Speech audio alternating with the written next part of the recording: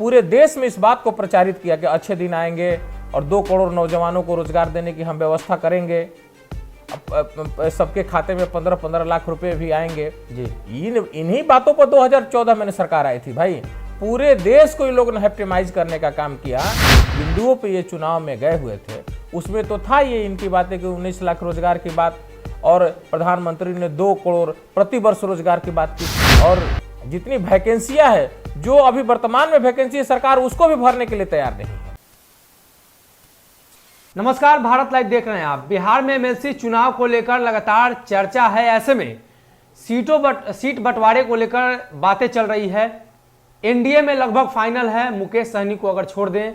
वहीं अगर महागठबंधन की बात करें तो कांग्रेस को लेकर अभी भी संशय की स्थिति है। हालांकि कांग्रेस के कई बड़े नेताओं ने दावा कर दिया है कि 24 सीटों पर चुनाव लड़ेंगे। ऐसे में हमारे साथ जन अधिकार पार्टी के प्रदेश प्रवक्ता डॉक्टर बबन यादव हैं, जानेंगे इनसे इनकी क्या राय है। कांग्रेस को राजद ने एक बार फिर से छोड़ दिया है। जैसे उपचुनाव में 2 सीटों पर उपचुनाव हुए, कुशेश्वर स्थान की सीट कांग्रेस के खाते में पहले थी, उस समय भी छोड़ दिया गया, और एक बार फिर से ये गठबंधन बिखर चुका है। कैसे देख रही है जन अधिकार पार्टी? देखिए, हमारी राय पहले से भी थी कि महागठबंधन या जो भी छोटे दल हैं जिनका समान विचारधारा है और सेकुलर फोर्स एक जगह रहे और मजबूती से भारतीय जनता पार्टी को टक्कर दी जाए जी। लेकिन जो पिछला चुनाव हुआ, मध्यावधि चुनाव में कांग्रेस महागठबंधन से अलग हो गया।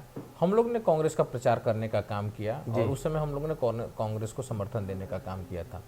आज भी हमारी ये राय है और हम चाहते हैं कि सभी छोटे दल से लेकर के कांग्रेस वगैरह जो महागठबंधन का एक स्वरूप है और भी बड़ा स्वरूप उसका बने जी, और मजबूत संगठन बने, जिससे कि भारतीय जनता पार्टी से सीधा सीधी लड़ा जा सके। तो अभी जो कांग्रेस को छोड़ दिया गया राजद की तरफ से, लगातार ये बातें कही जा रही हैं। तेजस्वी यादव ने साफ कर दिया है कि हमारा गठबंधन नहीं है। पिछले बार भी भक्तचरण दास जब आए थे, उस समय लालू प्रसाद यादव कहे थे कि हमारे साथ ये हैं, आगे हम लोग गठबंधन में काम करेंगे। तो केंद्र में वो गठबंधन में रहना चाहते हैं, बिहार में नहीं रहना चाहते हैं। तो इससे क्या अंदाजा लगाया जाए कि ये गठबंधन आगे चलेगा कि नहीं चलेगा? देखिए, राजनीति में ऐसा नहीं होता है कि आप एक जगह गठबंधन में रहेंगे और दूसरे जगह गठबंधन में नहीं रहेंगे। अगर गठबंधन को सशक्त बनाना है, मजबूत बनाना है, धारदार बनाना है, तो आपको दोनों जगह पे एक साथ रहना चाहिए। और भी जो लोग छोटे दल हैं, उनको भी साथ लेके चलने का नेता वही हो सकता है जिसको सबको ले चलने की एक साथ क्षमता होगी, वही लीडरशिप ले सकता है। लालू प्रसाद यादव सबको एक साथ लेकर चलते थे। बिल्कुल, लालू जी को, तेजस्वी जी को भी एक साथ लेके चलना चाहिए। सब लोगों को कांग्रेस से क्या परहेज है? समान विचार देखा, अलग अलग जब लड़े, वहां पे दोनों सीटों पे जो महागठबंधन की हार हो गई, जो कि नहीं होना चाहिए था जी। लेकिन अलग अलग लड़ने से तो नुकसान निश्चित रूप से होता है, और ये गठबंधन की ताकत जो होती है उसका फायदा सभी दल को मिलता है। अच्छा, एक और बात लगातार निकलती है कि बिहार में विपक्षी दल, खासकर राजद, बड़ा सॉफ्ट रहती है। और वहीं बात करें तो विपक्षी दल में पप्पू यादव नहीं है, पप्पू यादव का कोई विधायक नहीं है, फिर भी सभी कार्यक्रम में बढ़ चढ़ कर हिस्सा लेते हैं। तो क्या बिहार का विपक्ष पप्पू यादव को माना जाना चाहिए? देखिए, जनमत दो तरह का, आप कह लें 2 तरह का जनमत मिलता है लोगों को जी।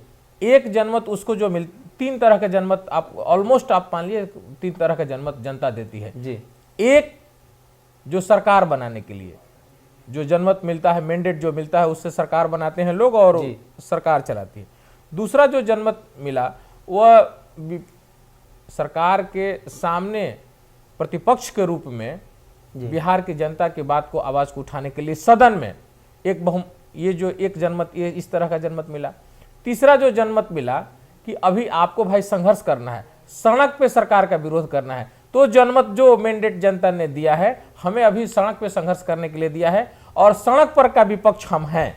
अच्छा, सड़क पर का विपक्ष आप हैं, लेकिन जो विपक्ष में है उनको भी प्राथमिकता से लेनी चाहिए। निश्चित रूप से पिछले दिनों छात्रों का बंदी का आह्वान था और पूरे पटना में जाप के अलावा कोई भी पार्टी दिखाई नहीं दी, जन अधिकार पार्टी ही सिर्फ दिखाई दिया था। देखिए, पार्टी के स्थापना काल से हम आपको बता दें, 2015 में हम आरजेडी छोड़ करके और जन अधिकार पार्टी में आए थे। तो पार्टी के स्थापना काल से ही पार्टी हमेशा से छात्रों, नौजवानों और जो शोषित दलित पीड़ित थे उनके आवाज़ के लिए जो भी संघर्ष का रास्ता होता है उसको हम लोग ने अपनाने का काम किया है, और जिसके साथ जुर्म होता है उस जुल्म के खिलाफ जो है हम लोग खड़ा होते हैं। छात्रों के आंदोलन को तो शुरू से ही हम लोगों ने बल देने का काम किया है, उस संघर्ष को आज तक हम लोगों ने जिंदा रखा है। 19 लाख रोजगार की बातें भी आई थी, अब छात्र सड़क पर हैं, तो क्या लगता है कि 19 लाख रोजगार की बातें हुई थी तो पूरा हो पा रहा है? देखिए, सरकार का फोकस उधर है ही नहीं। डबल इंजन की सरकार है, केंद्र में भारतीय जनता पार्टी की सरकार रहे और यहाँ पे जो है भारतीय जनता पार्टी गठबंधन की सरकार, और बिहार में जो है जनता दल यूनाइटेड, भारतीय जनता पार्टी और अन्य सहयोगियों के साथ उनकी सरकार चली जी। फोकस रोजगार पे कोई भी डिबेट करने के लिए तैयार ही नहीं है। सच्चाई यह है कि सरकार का फोकस ही नहीं है रोजगार पर। एक कुछ दिन पहले साहित्य आज तक पर एक प्रोग्राम हो रहा था, मैं देख रहा था उस प्रोग्राम को।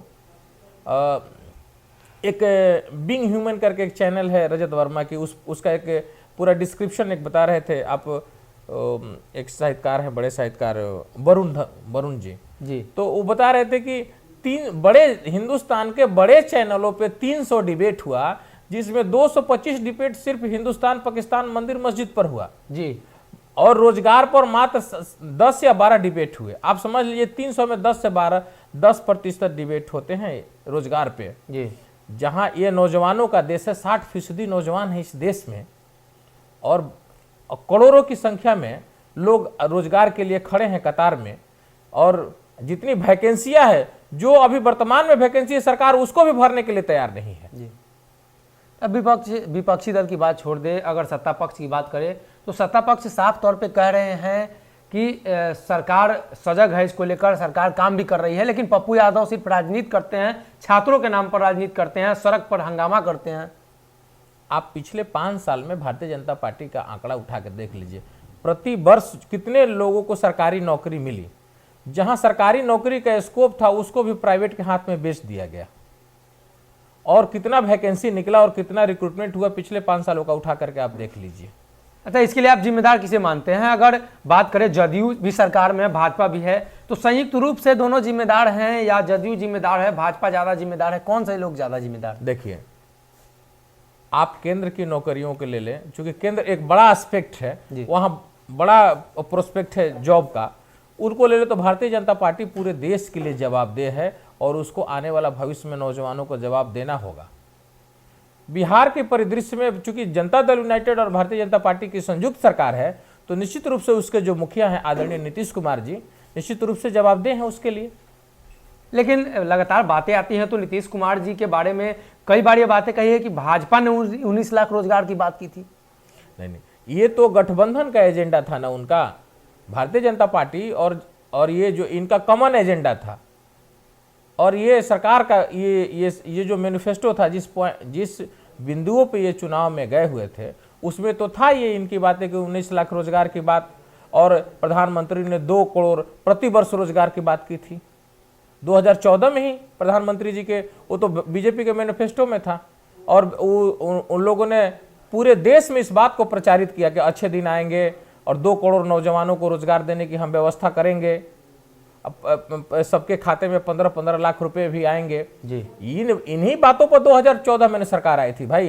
पूरे देश को इन लोगों ने हैप्टिमाइज करने का काम किया, और इतना बड़ा प्रोपेगेंडा करके 2014 में वो लोगों ने सरकार बनाने का काम किया, लेकिन नौजवानों की जो समस्या थी यथावत आज भी बनी हुई है रोजगार को लेकर के। तो रोजगार को लेकर लगातार छात्र अब सड़क पे हैं, पप्पू यादव समर्थन भी कर रहे हैं, लेकिन बात रोजगार की आती है, और जहां विपक्षी दलों के द्वारा ये बातें भी कही गई थी कि बेरोजगारी रैला होगा, बेरोजगार की बातें होगी, तो इसको कैसे देखते हैं कि मुख्य विपक्षी दल इस मुद्दे से गायब है, पप्पू यादव मुख्य विपक्षी दल के रूप में है? देखिए, ऐसा है, उन बिंदुओं पे हम नहीं चर्चा करना चाहेंगे, लेकिन हमारी जो जवाबदेही है, एक सजग पार्टी की जवाबदेही, एक संघर्ष करने वाली पार्टी की जवाबदेही, एक जवाबदेह पार्टी की जवाबदेही जो है उसको हम निभा रहे हैं, और बिहार में आने वाले समय में जन अधिकार पार्टी लोगों का एक बड़ा विकल्प के रूप में उभरेगा, और निश्चित रूप से जनता का आशीर्वाद एक न एक दिन प्राप्त होगा जी। तो हमारे साथ थे डॉक्टर बब्बन यादव जी, जिन्होंने साफ तौर पे छात्रों के मुद्दे को लेकर, बिहार के मुद्दे को लेकर बातचीत की है। साथ ही साथ आपको बता दें, रोजगार के मुद्दे को लेकर पप्पू यादव ने जिस तरीके से सड़क पर दिखाई दिया 28 तारीख को जो संग्राम हुआ, 28 तारीख को जो बंदी हुआ, उसमें पप्पू यादव खुद मौजूद थे, लेकिन बिहार का मुख्य विपक्षी दल गायब था और लगातार सवाल भी उठ रहे हैं। ऐसे में आने वाले दिनों में पप्पू यादव बिहार में कहां दिखते हैं, किस तरीके से उनकी राजनीति चलती है, यह भी बड़ा सवाल है, क्योंकि मौके पर तो वो मौजूद रहते हैं, लेकिन चुनावी समर में जब चुनाव आता है तो पप्पू यादव की पार्टी पीछे छूट जाती है। साथ ही साथ आने वाले दिनों में बिहार सरकार इस योजना को लेकर, रोजगार के मुद्दे को लेकर क्या कुछ प्लान बनाती है, ये देखने वाली बात होगी। फिलहाल इस खबर में इतना है। अगर ये वीडियो पसंद आई और वह बिहार के राजनीति और बिहारियत से सरोकार रखेनी तो सब्सक्राइब बटन दबा के चैनल के सब्सक्राइब कर ली। ओजे एगो घंटी बा, ओकरा बटन दबा देला से कुल सटीक और मारक खबर रुआ मुफ्त में मिल जाई। अगर रुआ पत्रकारिता के हमनी के नया प्रयोग में सहयोग कर चाहतानी तो ज्वाइन बटन दबा दी। पेटीएम नंबर नोट कर ली 9386816700। धन्यवाद।